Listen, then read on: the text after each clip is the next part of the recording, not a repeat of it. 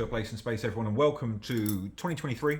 Welcome to the first new comic book week of the year, and thirdly, welcome to Thursday, because I know we normally do this for you on a Tuesday, but because the schedules have been a little bit ruffled up recently from our suppliers, this is the last of the weeks where comics arrive to us on a Thursday and come on sale to you on Thursday evening and are here in store on Friday morning. For the next week, all will be back to normal. Right, it's not the biggest week in the world, which means we actually get to go through, slow the pace, and actually pause on some of the more weird and interesting stuff coming out, which personally I really quite like to do. So kicking off with a bit of a bang, Batman 131. At this point, you don't need to hear me say too much about Chip Zdarsky other than I love him, and this is part one of his brand new storyline. So if you're looking for a gap in your reading pile this week, this looks fantastic. Art, as always, is Bond Hawthorne, and woof. That looks like quite a crime noir Batman piece right there. Mr. Black Skull's doing his thing. Black Skull? Did I say that right? Black Mask even. What am I on about today? So come on, Tom, it's week one. Get this right. And anyway, we're going to move strictly over into something a little bit more weirder. This is by Black Mask Publishing. That is Gangsta Ars Barista, which I love weird and indie stuff when it's done well in black and white. What can I show you? Mostly.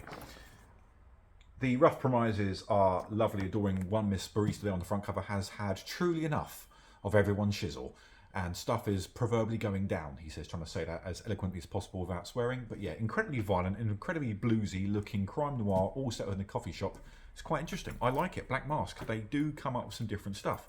Also, I've been talking about Opus Publishing a lot these last few months. They've been doing musical adaptations to great acclaim. Cradle of Filth, Evanescence, etc. This is the latest and greatest by Hammerfall. If you don't know Hammerfall, they're an incredibly cheesy power metal, heavy metal band that might be absolutely your cup of tea, or it might be the most Marmite thing on the planet. All you do need to know is that Opus are making incredible comic books. They seem to have a knack for finding some of the best working artists in the game. Their cover stock and their paper and their production qualities are to die for. I've seen people picking up these books and loving them without even realising their musical references. But yeah, either way, bravo. More of that, please, Opus. You've been absolutely murdering it. Right, Mosley, number one, here from Boom, another company which are absolutely murdering it these days because of the quality of their books are just beautiful. Mosley appears to be half mashup of The Matrix, half mashup of The Incredible Hulk having a bruiser. It's the near future. One man's truly had enough and is on his way out to destroy all the ancient technology gods he can possibly find.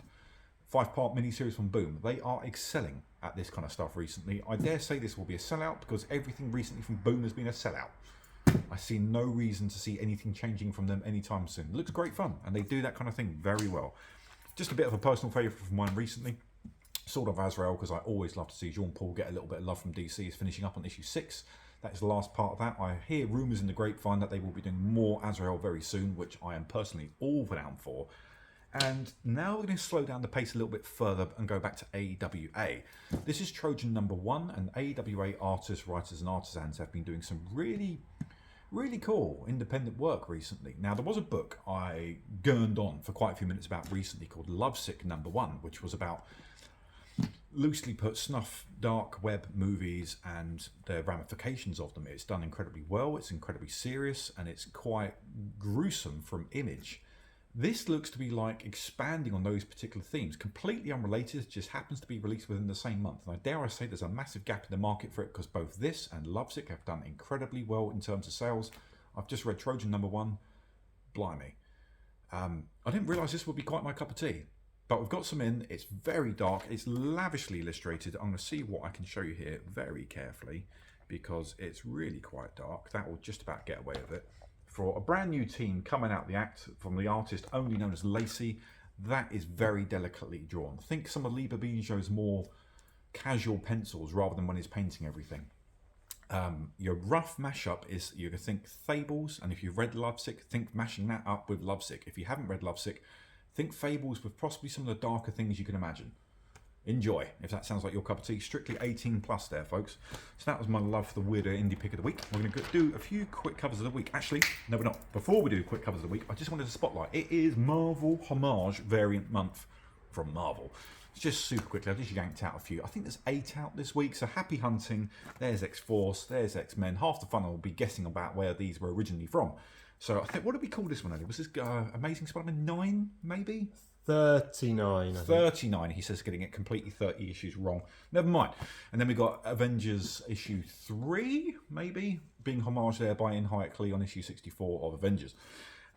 So yeah, just keep your eyes out. Marvel will keep the homage variants coming this month, and I have no doubt a lot of them will be beautiful and highly sought after because we won't have too many of some. That's just the way it goes. So get peeking. A few quick covers of the week now, serious and proper. Lee Bermejo is a name that you may actually all be sick of me saying at this point, but for good reason, because he keeps on doing stuff like this, which is, it's beautiful.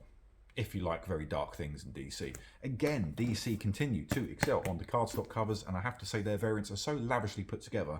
If you have been collecting these as sets, you are in for a treat. They're gorgeous. Batman gets a couple this week. 131 has a Jason Fay book. That's just delicious. I like my Batman large and implausible, and Jason Fay book just nails it. A little bit of Art Germ time. He has also got a Batman variant starting this week. Look out for his Catwoman cover coming very, very soon to you as well. He's still on the books right now. This is his Avengers cover this week. That went a little bit balmy, as you can imagine, because look at it. And now we're going to go over to Spider-Man number 4. This is the 1 in 25 Ramos variant, which I just really struck me. Just a nice, big, punchy Miles cover. Sometimes it doesn't need to be complex. Sometimes it doesn't need to be fancy. That just works. But we all cooed over this one. We're going to go over to the Indies. We're going to go over to Image. We're going to go over to Philadelphia and give Jason Sean Alexander some love this week because that is the Spawn. Can't really call it a homage. It's just a Spawn variant they've done for Philadelphia. But when we all saw that earlier today when unpacking the weekly boxes, we were all like, good golly, that is dark. So that is it from me, ladies and gentlemen. I shall see you in just a couple of days because we will be back with you with our routine regular programming on Tuesday, he says, thinking out loud. Tuesday is. Much love, folks. See you in a bit. And we're back with our new regular feature, of course. Please do like, comment, share, and subscribe if you can. It does help us out an awful lot. And we keep on remembering to say this and probably keep on having to remember to walk into shop to do it. But if you can remember more than me, well done. I like it. Like, comment, subscribe, people.